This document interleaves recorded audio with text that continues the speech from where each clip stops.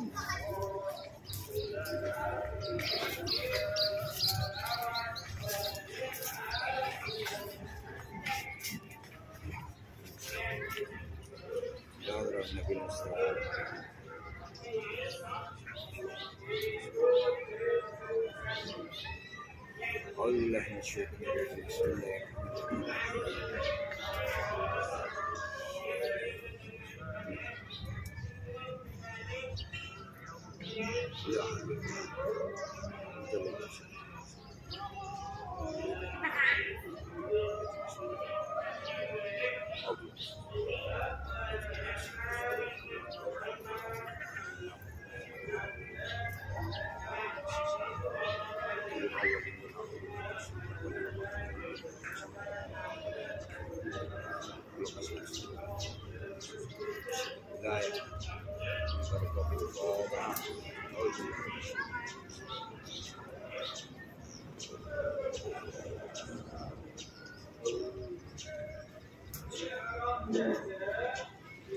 Untuk sahabat-sahabatku sekalian, persis di depan saya yaitu makam dari kalau masyarakat Desa Ujung Kusi menyebut beliau makam Mbah Lamongan.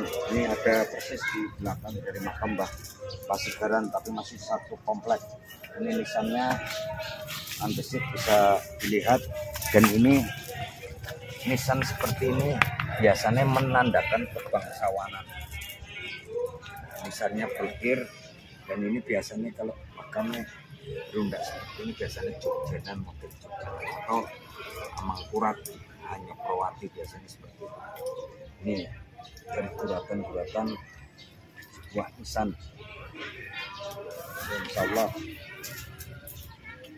beliau dulu seorang bangsawan yang ada di sini, karena menurut kisah atau cerita dari sini pun bahwa dulu di sini adalah pernah adanya daerah yang milik raja di daerah sekitar Ujung Kusi yang disebut itu adalah kebun raja. Dulu di situ milik perbatasan dari Brebes dulu waktu perjalanan dari Raden Arya Martalaya Bupati Brebes di zamannya. Jadi memang di sini pergerakan dulu para pejuang-pejuang kita menghadapi Belanda di zaman dulu dipimpin oleh Raden Adiwerno. Dari situ mengadakan pengadangan persis di daerah perdagangan di sekitar Ujung Kusi 407 sampai sini. Banyak sekali para pejuang-pejuang yang berjuang dan melawan dari pemberontakan Belanda di zamannya. Memang dulu para pejuang kita berjuang mempertahankan tanah air. Jadi disinilah sebenarnya kita belajar dari para perjalanan para wali-wali ini, para pejuang-pejuang ini. Mereka sudah berjuang, kita tinggal meneruskan. Tapi kenapa kita malahan sekarang itu kalau saya lihat kita justru sering sekali bertengkar antar sesama kita hanya demi sebuah kemuliaan untuk dirinya sendiri. Kita kan sering melihat banyak sekali mengaku saya ini orang mulia, saya keturunannya ini, keturunan ini. Nah, tapi mereka lupa akan tugas mereka, tugas kita yaitu meneruskan perjuangan para pejuang-pejuang. Mari kita sebagai anak cucu kita ziarah ini untuk mengingatkan. Jadi kalau ada orang bilang ziarah itu bid'ah karena kau belum merasakan nikmatnya ziarah. Jadi di dalam ziarah kita harus selalu memiliki hati yang selalu husnudon, jangan suudon. Kalau kita sering berhusnudon, kita akan ditemukan dengan hal-hal yang baik. Sama di makom.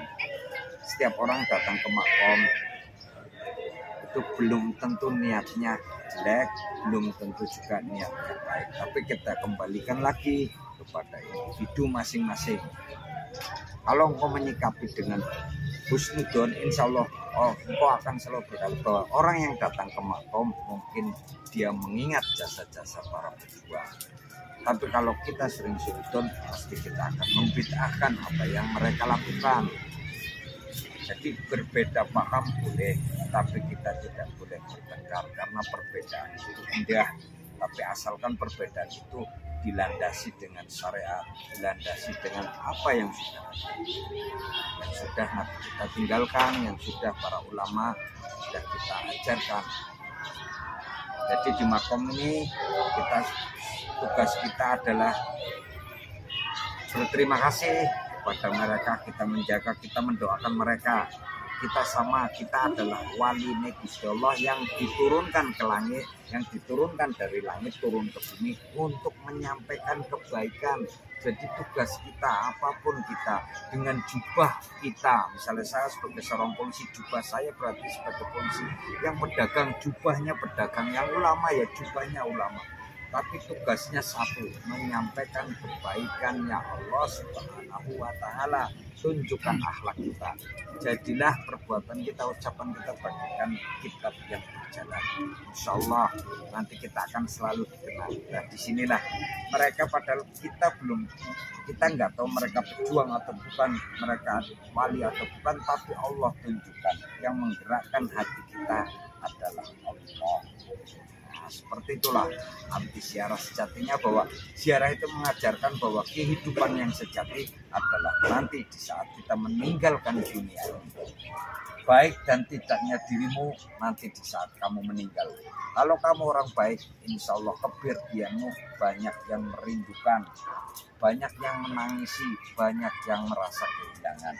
Tapi kalau kamu orang jahat atau orang jelek, insya Allah kamu meninggal pun alhamdulillah. Ya, jadi teruslah berbuat baik, tetap semangat menebar kebaikan dan jangan lupa bahagia. Saya Al-Fakir, mohon maaf yang sebesar-besarnya. Billahi taufiq wal hidayah. Wassalamualaikum warahmatullahi wabarakatuh. Ini Mas Solik, ya kita datang bareng. Apa tadi ada kayak sinar satu nanti dengan Mas Bagus ini dicoba. Jangan ke sini Mas Bagus. Dengan dilihatkan ada sesuatu. Ini ada Mas Bagus, coba di shoot barangkali nanti dikira kita ini oleh-oleh. Kita tidak merusak, kita tidak meminta, kita tidak menarik. Kita datang di sini tugasnya. Nggak ada Mas. Panjenengan gini. Bismillah. Assalamualaikum.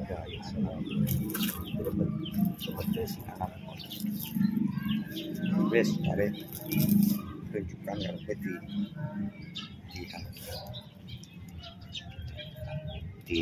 tunjuklah ke anu ke waru ke anu ke bantu.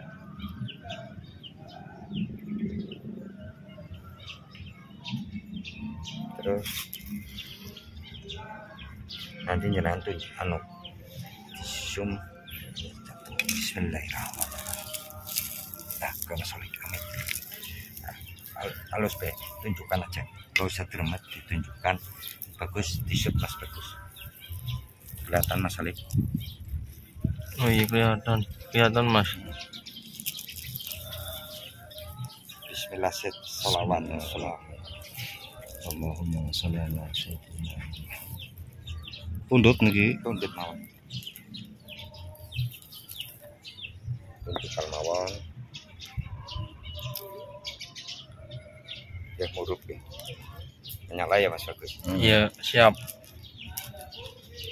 Ya Mas Solik, ini oleh-oleh. Saya datang sama jenengan sama bareng. Ya yang ambil juga jenengan. Sangka ini oleh-oleh hadiah. Adanya muncul itu berarti insya Allah beliau itu gak usah narik, gak usah apa. Kalau di makam itu udah tugas kita hanya berdoa, mendoakan mereka. Mereka kelihatannya mati. Yang mati hanya jasad, tapi hati mereka hidup. Ibaratnya kembangnya mereka hidup. kita yang kelihatannya hidup tapi kembang sinang atine dewek mati. Makanya kita butuh ziarah itu sebagai pengingat wong nyirami atine dewek sing mati, sing kadang orang hilangkan tangga kanan kiri, kadang kita sering menyakiti teman-teman ataupun apa ya. Mari kita petik hikmah di perjalanan kita ke makom-makom, kita ambil hikmahnya. Mari kita teruskan perjuangan mereka, tidak usah merubah wis, kita teruskan aja, sudah luar biasa.